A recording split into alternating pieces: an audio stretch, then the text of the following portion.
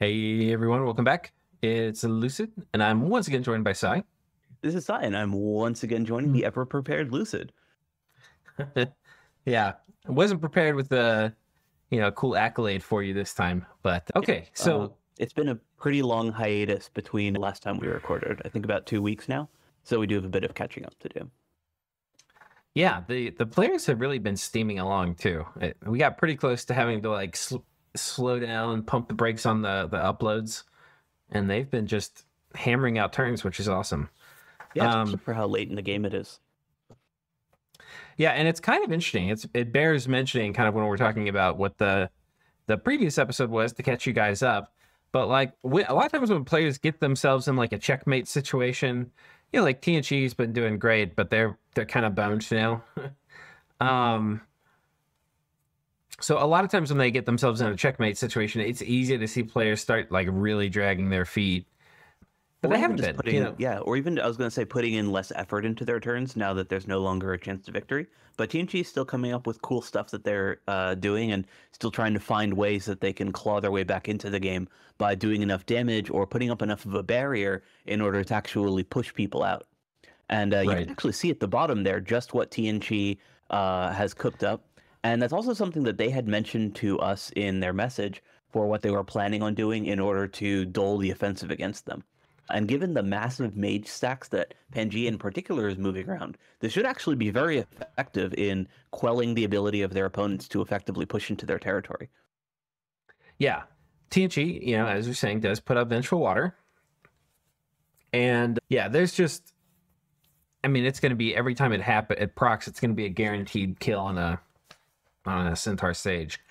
Okay, so Latch, we're going for Vengeful Water. I think the odds are pretty good considering the possible returns here. We are committing hard to get on the Throne of Water. Not really relevant to keeping us alive. Fighting for it does the opposite of that, but I'm committing to forcing people to fight for thrones. The bump with Arethia's army this turn was annoying, but not really relevant for us either. It does look... Oh, for either of us, yeah. It does look like he's learned he can magic duel us to shut down some of our magic since we don't have gear to easily communion with just matrix items anymore. Yeah. Yeah, Tianchi's astral mages are or like their cheapest astral mage are their masters of the way, and even then it's a 1 out of 4 random, I believe. So it's very unreliable in terms of like cost per mage. Yeah, Celestial Master is the expensive cap only guy. Master of the Way is their cheapest option, who is I believe 135. Yeah, and he's at 1 out of 4. So they really don't have a cheap way of getting reliable astral if they don't find indies that can provide it. I don't think they're doing that. I think they're just taking the randoms. Yeah, I think they're just using the randoms that they're getting from these, For the most part, I definitely don't see TNG as a nation that relies on communions. But once you get into the late game, there are just enough big spells to cast that it's very hard to get enough big casters to put up everything that you want. Particularly when, as is the case with TNG here, they're really starting to struggle for items because they've just lost enough of them in their engagements. Yeah, and there's just so many communion nations in late age too, or like so many astral nations that if you're not doing it well, like it's really easy to start getting magic dueled. And TNG's like definitely, a risk for that. They had been combating it with crystal items like, artificial communions, so they don't have to worry about it. But yeah, no longer. Okay, from Gath. Hello again. While it may seem the zombification went very well, in fact, it was much worse than in our tests. 5 out of 7 zombified Gadals, and 1 non-zombified got muted, which relegates them to just blood hunters, at least until I have Gift of Health, which is one of the long-term goals.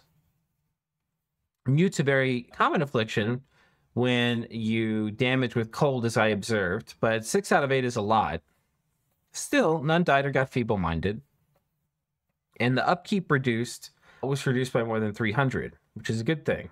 Just to comment on that, the reason that they get mute as a common affliction is just that the fatigue damage excess is considered head damage, right? I think that's what we talked about when we were looking at their setup. Yeah. Which is why even if you want to use fatigue in order to prevent guys from triggering the route so that like they don't die or fail to turn into soulless, via routing, as is the case if you're just doing Poison or Soul Vortex. Lucid was saying that Soul Vortex, or including Soul Vortex, makes it much more reliable just because you're both doing more damage and you're spreading out that damage, so it's not only applying to the head and therefore Yeah. causing those very dangerous afflictions. Yeah, definitely. Okay, the battle on the throne was a cloud fiesta. I was prepared for a different scenario. Proper fight, him breaking with a small force from Vortex. But what I was not prepared for is that he would retreat. Because the last turn, he had no province to retreat to, and his losses are likely higher than if he Vortexed. Anyway, in the end, I lost the Tart and a Soul Trap in the retreat. I assume that's the artifact, right?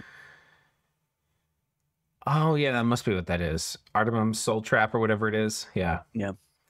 Pretty cool. It's the one that gives you a couple battle mages. Yeah, I think this is, it's not like game changing, but I think this is a very good value for that particular artifact. Quite unlikely because it was a forest and a scout. It was a forest and a scout. Oh, and scout had decent morale. Now we'll capture the throne for real in 2 turns. So he was doing like weird things where he was like trying to like fake he was gonna fight and then backed off and then yeah. He was basically trying to do the Wailing Winds trap, or not Right. Harmonica trap, rather. Yeah. The first demon lord is Bear. Do you know how to say that? I assume Weir by Weir? phonetics, but I'm not sure. This is the goat son one, right? I think so. By far the worst one for me, but still decent. Also, because of Weir's global event, everyone knows now that I'm summoning them. Maybe Apparently it's a German name and it's pronounced Boer. Bear. Okay. Maybe it's actually good because if Sebald was not rushing Blood 9, now it's unlikely that he will. Another fun thing, I don't, by the way, think the reason to go Blood 9 is the Demon Lords. They're not really a great value most of the time, but, you know, maybe there's something the Pazuzu is kind of the best one in my opinion, just because he has the Air Death cross path, but... And even just the Air Blood cross path for more Storm Demon summoners. Yeah. But yeah, typically the big value out of Blood 9 is the bulk summoning, so you can mass Right. your choice of Storm Demons or Demon Knights or whatnot. Yeah, the Demon Lords are kind of a little bit of an overpriced curiosity you can get along the way, in my opinion. But I'd say that just by virtue of costing Blood Slaves, they're pretty good to get. yeah, Like, big casters are always valuable in the late game. sure. But I mean, they're very expensive. And it's a question like, okay, would you rather have like 3 vampires or one of these guys? Okay. Another fun thing is that my goddess now searched for her 10th province from 1 and the occasional 2 search levels to 3 out of 4. Out of these 10 searches, she found 0 sites. The last province left for her to search is a farm, so no high hopes. Yeah, Yeah, to be right. fair to Gath, he'd already done a pretty decent job site searching just with his national paths. And particularly since it's LA, the gem sites, or rather the site frequency, is going to be a little bit lower. So like those very rare, or it's like higher level sites tend to be pretty rare. So adding in that like slightly deeper searching thing will only rarely get you something that you hadn't been able to find before. Because Gath already has pretty good native diversity. Yeah, if you want to feel good from searching from 1 or 2 all the way up to 3 or 4, you need to not be rewarded by like actually finding sites. You need to be rewarded by the OCD feeling of like completeness and that you're not going to have to like fret about not having searched there anymore. That's the real reward. Yeah, some of those sites, like particularly discount sites, are very high impact. Yeah, that's true. But yeah, the actual frequency of those higher level sites is quite low, particularly given that we're in a low site frequency era. Yeah. Okay, another message from Gath. No Nabi heroes for eternity, and no third national hero. Finally, no commanders out of the 12 Tartarian casts. But, of course, that is relatively minor, because I'm still doing very well overall. Just wanted to share these small disappointments that every player meets from time to time. Several upcoming turns will likely not be very eventful for me, but I'll try to write down my plans and thoughts regarding the situation. Okay. Yeah, since then we have Bedingham the is tank effectively defeated by this point, he just doesn't have any big battles ahead of him. Yeah, we don't see anything here except just this little, whatchamacallit, the Pickle farm. sickle farm going. Okay, let's run through these here real quick. Okay, this is interesting. So somebody is doing Ghost Riders at Tienchi, and he has wisely scripted his guys to retreat because they probably would have gotten wrecked here. Yeah, I'm not sure what those guys were doing there to begin with, but I'm assuming that that wasn't a self ping. Yeah, let's just see where they were. Wait, where was this site? Okay. Huh. Yeah, I'm not sure So, what they were doing there, but yeah. Ghost Riders is one of the spells that you can cast on yourself, but I don't. Yeah, I'm pretty sure that's not what happened there. Yeah, I don't think that's what happened there either. Okay, yeah, here's the other one. Yes, it looks like these are Pangea taking these. Yeah. So Pangea is blocking off movement so he can pretty safely... He wants to be able to get to this throne or this fort without these guys joining up down here. It's a capital, so it's pretty high value. Yeah, this is Pythium's cap. So I was more looking at the 517 income. Yeah. Yeah, I mean, that's certainly valuable. And then what gems is it giving? 1 pearl and 3 nature? Yeah, which isn't nothing. Caps in LA all give 4 gems, I believe, except for Lemuria and Vrilia. Mm-hmm. So for the most part, like even like just any like Throne province or other high site frequency province can get you more. But the capitals are still very valuable just for the gold income, as well as, you know, the 4 gems isn't nothing by any stretch. Yeah, you know what I noticed? I don't think I know. I think it's Pythium in Middle Age. Yeah, MA Pythium gets an extra gem as well. Yeah, and if you look on the national description, it actually shows up. It's like, you know, extra gem income or something. I was like, damn, how did I never notice that? I actually noticed that when I was looking through Dominion 6, I was like, did they add this? Is that like a change? Nope. Turns out it was in Dominions 5. So that they get with the 1 extra gem. Yeah. Okay. So yeah, not a lot of action right down here exactly. Oh. Arithia with their golem sent home. Yeah, we've already expressed our disapproval for these lads before, so no need to belabor the point. But they at least crossbows? Huh. They did some damage to it. It got like 10 damage done, but clears it out. I would assume that it's just the javelins, because I don't think there were any crossbows in the province. Yeah. The only thing that's kind of nice about this is it's a lab, so the golem can magic phase out again. Sure. If you are going to do like really high commitment super combatants for light rating, it's nice if you do it into a lab so that you can, you know, keep zooming them around. And okay, we have a battle here. This might be interesting. Yeah, unfortunately, we did see the results already, but this is actually interesting only in that, or to me, just in that it's Arithia actually making like a semi-serious commitment in terms of just the mage count that he's bringing. I also like that he actually did spread out his formation. But yeah, Rain of Stones. This is the same thing that we'd actually seen wreck Arithia before. So I am actually disappointed that he didn't, like, you know, after getting wrecked by this spell, start including countermeasures for it. Yeah. It's literally the same thing. Yeah, they're dying so fast I can't even click on them. Yeah, Rain of Stones is in my opinion, honestly, pretty underrated as a battlefield clear. It's the reason that it tends to be a little out of favor is just that it's relatively easy to counter. Because each tick of damage is lower, stuff like Army of Gold, if you can get it up immediately without requiring Communion, counters it. But it's also countered by Arrowfend, which means that like a bunch of the different spells that you kind of already want to put up in any sort of late game fight just incidentally are going to be answering this spell. So like it kind of makes it of limited use because it only works on these naked mages and it only works if it's not properly countered. Right, like in the time that all 16 mages died, only 5 troops died. And those were likely not to... These were likely to the enemy, not to Rain of Stone. So it's like very specific what it targets. The other thing is that the troops there are not heavy infantry. Like those are light infantry guys. So, but yeah, because Rain of Stones hits the head, the iron cap that those guys have does protect them fairly well. And that similarly means that those dragon helmets that you want to put on just for morale plays also protect you against Rain of Stones very well. Yeah. And of course, like the other big ones like Aerofend or even just like mass protection. But if it's something you're worried about, you want to have basically, the water ones you probably want to do liquid body and body ethereal. And the earth ones, obviously iron skin. The astral ones, maybe you do body ethereal and luck, or you stack them.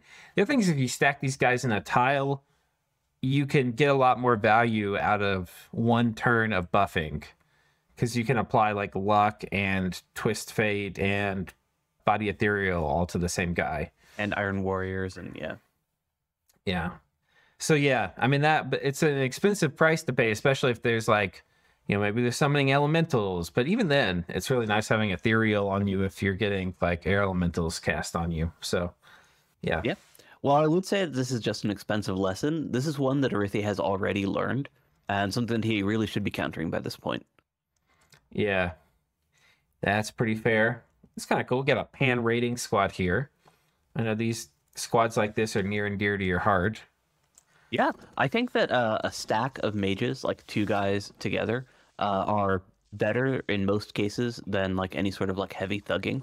And even if you do want to do like elite thug stuff, where you need to clear a particularly hard throne, for example, I think that stacking 2 or 3 mages together tends to get you better results than just one extremely overgeared thug. Yeah, I agree. Pretty cool. Yeah, pans in particular are quite good at this just because of how much effective stuff they can do with their advance and cast. Yeah.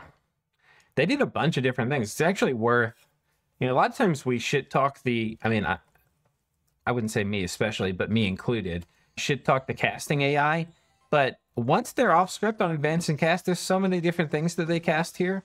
And most of them are reasonably effective, like Wild Growth while the bugs are engaged, Storm of Thorns, blasting that out, Blade Wind. Once there's less chance of friendly fire, and now there's like lower density, so they start spamming Charm. Then Earth Melds, Charm, Breath of the Dragon, which by the way was friendly fire. But yeah. Yeah, I'm a big disciple of advance and cast. They really went through a pretty good retinue of spells there. I guess let's focus here on finishing the pan side. This pan's storming a fort with more mages than God. Oh god. Oh god. Yeah, so many rocks. But it's really the enslaved mind, I think, that did the most work here. Yeah, let's see how many slaves. 25. Let's see if we can find one. Shouldn't have to click around too long to find one of 25. Okay, here's one. 180 fatigue. 10% regen. I mean, these guys were pretty close to dying. And that one took HP damage already. This one didn't. But yeah, this communion was very close to blowing up on turn 8. So, if this goes, like, the battle's actually over now. If the battle went on for like 3 more turns, there's a good chance it had blown up the communion. So. Yeah, that's kind of the risk that you take with this extremely heavy mage strategy. Yeah. Tin Mage is dead here, but he managed to recruit some of the Tienchi folks to their side. Yeah. And then over here, gets a scout out. Now, this province was 8 Tienchi Dominion. And I forget if we know what the percent chance is here. Oh yeah, 5 plus Dominion times 2% chance. So if it's 8, then it's 5 plus 16, which is 21% chance. So yeah, about 1 out of 5 of those. So about 20 mages just got killed by water elementals. Yeah. Well, 20 plus some of those pans and adepts. Like just counting the sages, it was 20 mages. It should have been 21 mages. And that's significant. It's, if we call them about 100 gold a pop, that's like $2,000. Something Pan can afford, but kind of sucks. Okay, And then here, more like rating, 10 Centaur Sages. And these are probably also going to suffer the same 20% attrition here. The thing I'll say about it, as somebody who's fought into Vengeful Waters a good number of times, is you can't actually do it. Like, as long as you're one turn sieging down forts and the important casters in your army Of water bottles. Yeah. have water bottles or something like that, you can still do it. You just push through it if you're winning the war dramatically, which in this case they are. It's more a matter of expense. Like, losing 20% of your sages per turn when you're pushing into enemy dom like that is just, it hurts. It does. Yeah. And it also feels bad. Yeah. Yeah, it does. It's going to feel real bad. The other thing it may do is it may shift up how Pan is using their troops, or their mages. Like they might be much more hesitant to do these huge mage stacks, might try to do some things on the cheap, and then you can play off that and get like another advantage where you win a major battle you would have otherwise lost. So it's kind of funny. You were like, troops. Wait, no, mages. But like actually Pan is using mages like troops. Yeah. So, maybe this also is going to get him to start summoning some troops or recruiting some or something. The other thing is that Pan has discount temples. They can just put temples all along the border and then expect the Dom push to work in their favor. The only thing that they really need to do is take that throne. Once they've taken and claimed that throne, then that plus the 200 gold temples will allow them to actually push back the Tienchi Dominion pretty reliably. Yeah. Also, the Dryads are priests, so because they presumably have at least some Dryads out anyways for seduction nonsense, they can be using that to push Dominion as well. Yeah. It's interesting. We haven't really seen Rain of Stones doing... I wonder... Let's take a look at this battle again. I wonder how he's handling the first couple of turns compared to Arithia. Because these guys still could die to... Well, part of it is just that Centaurs have dramatically higher hit points. And the other thing is that they have out of communion Army of Gold from the Pans. Yeah, that's true. Like all of their big buffs there, aside from Fog Warriors, are not from the communion. Yeah. I think it's a combination of a couple things. I think like the fact that they have more health means it's unlikely they're going to die from something like Rain of Stones before round 2, which is when like Army of Gold and our mass protection or something goes off. Yeah, so he's doing mass protection and mass regen, and between the two, like those sages are just not dying. Like they regen 3 HP per round. So if they die, it's going to be from the overloaded communion, not from Rain of Stones itself. Right. But he's not doing the fancy thing that we talked about where you do like turn 1 body ethereal luck and stuff like that. So yeah, and he just doesn't have to, because those guys have superhuman resilience. Yeah. I like that he's bringing that horror along, though. That's cute. Yeah, no, it's actually really good for keeping things... Is it here? Where is it? I mean, you just see it in the army description. Where you just were, yeah. Oh, yeah, it just showed up. It wasn't there to storm. But yeah, those horrors are great for, getting people trying to cheese you with Wind of Death and stuff, which I'm sure is what he's bringing him along for. This is another 3 pans here. That's an interesting setup. One of the other interesting things about Vengeful Water is that it's wherever the caster's dominion is, not where they own the province as well. So like our omniscient scouts got hit by Vengeful Waters there, in spite of Pan having taken the province. Right. Yeah, it's also a pretty good way to, if you want to get enemy spies or scouts out, it will make your land a lot harder to scout. Okay. Fortunately for us, our omniscient spies will just come right back, so not a problem. Okay. I'm almost surprised that won. The one Dadugo's raiding party. Yeah, this might be interesting watching. I was looking at what is going on here? It's 1 Daduko. Yeah, he's just a bunch of body ethereal. Okay. But there were 2 Tienchi mages back here, right? Oh, they're casting Animate Dead. Yeah, not very helpful. This guy's afflicted to hell, so... He's also a comm slave, which is odd. There might be some magic phase attack he ran from. Oh, are those 2 guys the guys that ran away? No, because if they're scripted to retreat, they would have just retreated. So... Patrolling those guys out. Are we gonna fight here? No. We gonna fight here? No. Fight here? That was where they did the long dead attack, and then Pangea moved in that, or yeah, Pangea tried to retake it or try to grab the province that they pinged with the scout, whereas Tienchi was moving in that woodhead druid, which chased the scout off. Yeah, I'm not sure where these guys came from. I'm sure some of the viewers will have figured it out, but I'm like searching around. I'm like, I don't know. But it doesn't look like this was an intentional defense here. Yeah, the place where he was, in fact, like he was actually moving an army was over towards that throne. Yeah. Pangea just casually bone grinding. Oh, he got sent home. Or did he? Would he have done it with just one? Oh no, he bone grinding himself. Yeah. Yeah, he tagged himself with the bone grinding and triggered his ring of returning. Yeah, that's the tricky part of doing that.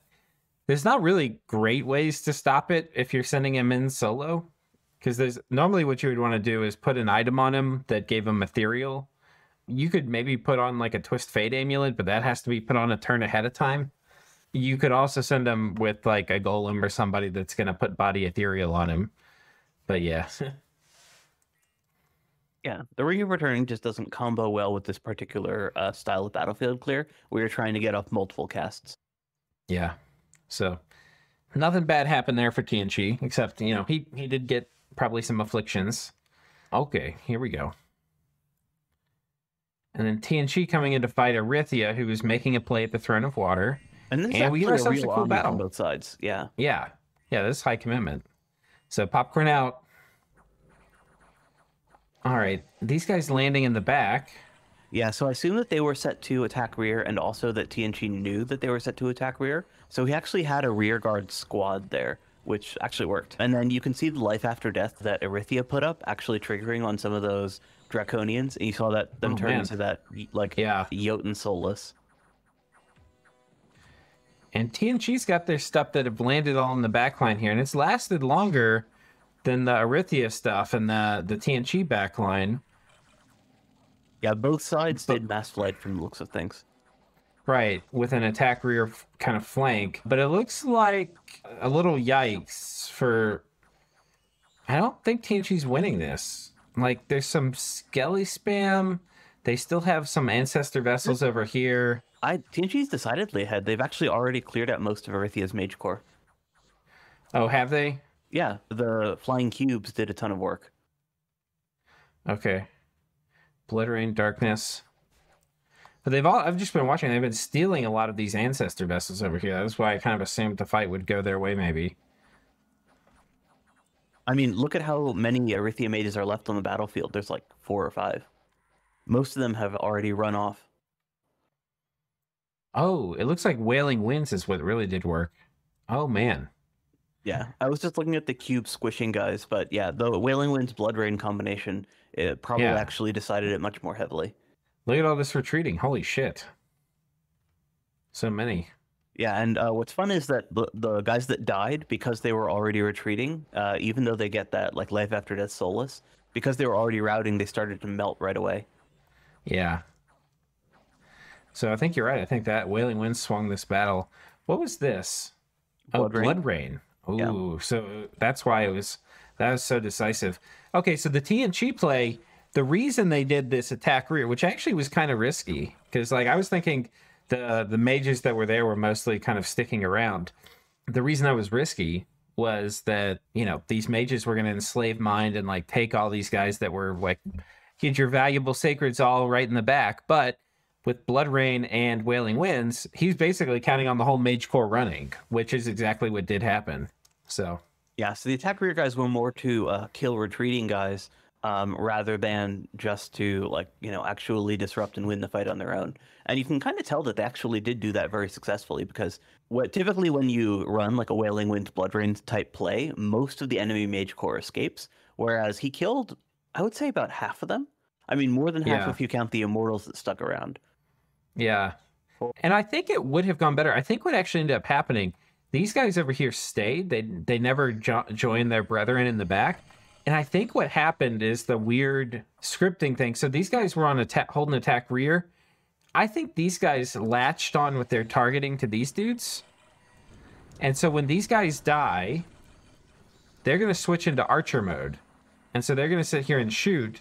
Whereas these guys, once they're, they were in melee with the Draconians, but they jumped in the back like they were ordered to. So, these guys not going into the back it was probably pretty bad for them. Yeah, they would have probably gotten a lot, or even more, I should say, of the mage kills if they'd actually managed to jump. Right. And some of this has to do with them having bows, because, they switched to shooting. And you could have gotten rid of that by making sure, like, maybe celestial soldiers are in the army with them or something. But some of it, like, if you actually wanted them to target rear, if they latched on to somebody who now died, they're no longer on attack rear. So even if they didn't have bows, you wouldn't be able to affect that part now. But at least they would be running into melee, and maybe they would run here or here. You don't know what they're going to target, but... Yeah, if they're aiming for max damage, they tend to do pretty well regardless. Yeah. Yeah, the Liches were all that were really left here at the end. Yeah, because they're immortals, and they have that high base morale. Yep. Yeah, so Tienchi did actually take a little bit of a beating there. Like, they actually lost a fair amount of what they'd brought as well. But they ultimately won the battle and killed a very significant portion of that Erythia mage stack. Yeah. I think, the strategic consequence of this is, Erythia's lost a lot, getting compounded on top of a lot of stuff they've already lost in this war. But I think Tienchi lost enough here that I don't think they're able to keep this throne anymore, especially from, like, Xibalba. But maybe not even from Erythia. I mean, there's so much more stuff over here. Like, Erythia just has the depth to come in and try to take it. And this throne is only at 2 Dom strength. So it's still very vulnerable to attack, even though Vengeful Water's up. Yeah, and once they actually take that throne, whether it's Erythia or Xibalba, then they can claim it for themselves and then push the Dom back into their favor. Right. So I like what Latch said, where they're like, we're not going to, like, sit in our cap and give up. We're going to go out and take the throne. And, yeah, aside from maybe if some of these ancestor vessels jumped in sooner, there's not much that I, just casually looking at this, that Tienchi could have done to have a much better outcome. So basically what I'm saying is I don't think there's a way where he could have traded a lot better, and he just, paid the price to win this throne back. And even though the cost of that is, okay, he's lost enough now that he's not able to keep it, I still like that he rode out and did it, because you can't just sit in your capital. The other thing that I like, and I'd actually commented or complimented both Bettyheim and Tienchi in the past for this as well, is that their armies are set up to actually do something well. So rather than just, like, bring a bunch of mages and use the mages as cannons or whatever, and not really, like, focus, like, that you first bring the mages, then script the spells. They are actually bringing specific mages to do specific roles. So, like, they're casting the important battlefield buffs that they want to put up. They are, like, in this case, it was that Wailing Winds, Blood Rain play, and then a bunch of troop buffs. Yeah. The other thing to mention that is, like, that particular... They're bringing the mages... Yeah, but basically my point is more that they are setting up an army and then bringing the mages to do the spells that they want to cast, rather than just bring whatever mages they happen to have around and deciding on a script based on that. Yeah. Yeah, that's a good point. I think the only thing that's a problem is that the mages they have to do that play, right? So Blood Rain, Wailing Winds, not going to work against Xibalba. Oh, no, like, by no means. They'll need to come up... Yeah, with Xibalba, what they had done in the past was actually fairly mage expensive, where what they had done was set up that whole, like, stacking buffs, which of course requires a bunch of mages in order, like a bunch of big mages actually, in order to get all those big battlefield spells off. And then stacking evocation, which again requires big mages with big items in order to dish out that big AoE damage. Yeah, so I'm expecting Xibalba. They've got just so many little murder kitties over here running around. And, they've been taking a little bit of stuff off Tienchi already. I don't know if they're going to have to clear it with Erythia, but there's a very good chance they want this throne really bad. Like, They want it real bad. Yeah, given the So nature of this game, I expect that whoever does wind up getting that throne will actually be decided diplomatically rather than by force at this point. Between, yeah. Irithia and Chivalba, that they'll just hash it out. And it's kind of funny because we were like talking about how like these guys need to like team up against Pan. Like either they need to break the Pan Gath alliance, or they have to like team up against it or something. So, but this is definitely like a point of contention where they might not be able to team up because Xibalba's like, I must have it, and Arithia's like, I must not give it to you. So, okay. I think that's it. Let's scroll through this, make sure we didn't miss anything. Always fun to see that high Magus mercenary running around. Yeah. We saw this one, right? Yeah. Yeah, there's some pretty cool battles this turn. Yeah, What are your closing thoughts here? the highest impact play from this turn was actually just that Venture Waters cast. And while it's unfortunately invisible to us as casters, that's what I expect to actually give us the biggest lifeline for Tienchi. Not in terms of actually, keeping them alive long term, but just in terms of slowing the ability of Pangaea to kill them quickly. Just because pushing forward with the strategies that Pangaea has been using so far, namely this mass mage strategy of just overwhelming with just huge quantities of the Centaur Sages spamming evocation, is going to get too expensive. Yes, I can kill Tienchi, but I can kill Tienchi a couple turns slower and save myself, literally 40 to 50 mage turns if I just first put a bunch of temples and spam preaching, right? So Yeah. with that mindset, it's going to be just incidentally keep Tienchi alive for a lot longer as Pangaea takes the slow and steady route in order to mitigate its mage losses. Yeah, on the back end of this, though, Pangaea has been building more and more forts to replace these mage losses. Though I was just looking at it, they've got almost every province forted now. They're getting close to that. It's kind of funny. Pangaea is almost playing like they have Gift of Nature's Bounty without actually having the spell. Yeah, I know, it's wild. This is also why I think that LA Pan is a nation that actually scales fairly well. Yeah.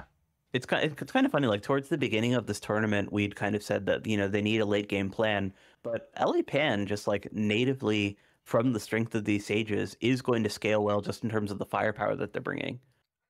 Yeah, it was funny. I was going back and like listening to a previous episode as it like went live on the channel, and you were saying just that, but it was before we'd seen Pan deploy these 100 Mage Doom stacks, which I think surprised both of us.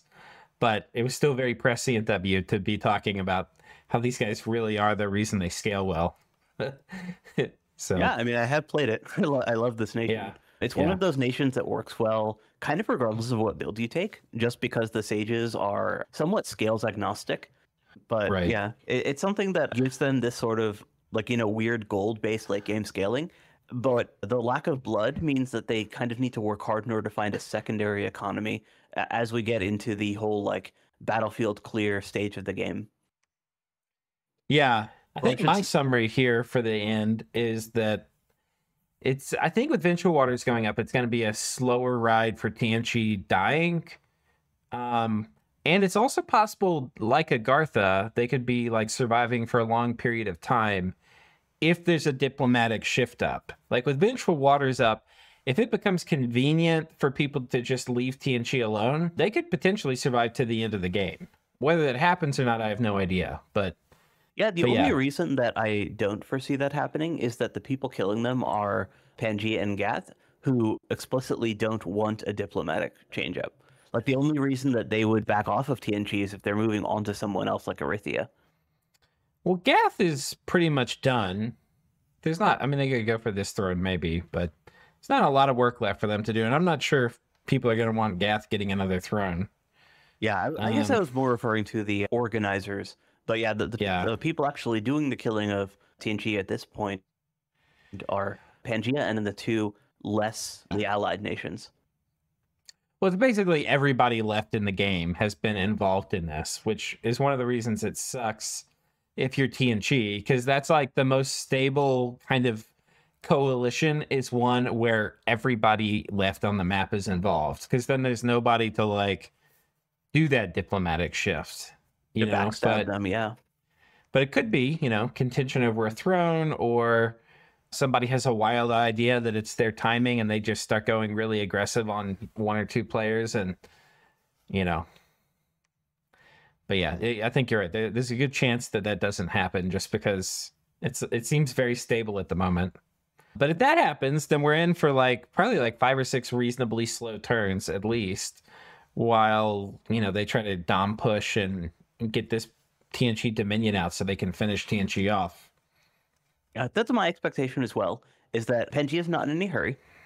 Just looking at the game state, I don't think that they feel like a time pressure of, oh my gosh, this person's going to outscale, much less, oh my gosh, this other person's going to throne rush. So for them, it makes sense to sit back, temple up, preach up, and no one else really has the overwhelming firepower to kill Tienchi quickly themselves. Like we've seen Arithia actually fall back, lose stuff.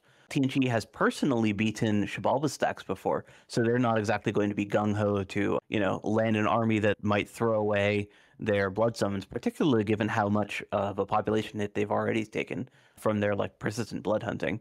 So no one's really going to be in the mood to try to finish off Tienchi very quickly. So with Vengeful Water kind of making people sit back and kind of wait for Dominion, even though people are still, very vocally and diplomatically going to be, yes, we're still killing Tienchi, they're probably not going to be rushing to kill Tienchi very quickly. Right. Yeah, that's a good way to say it. And the size Tienchi's at now, they're probably the most military dense nation in the game. Like, and you say like how many mages and units do they have per province?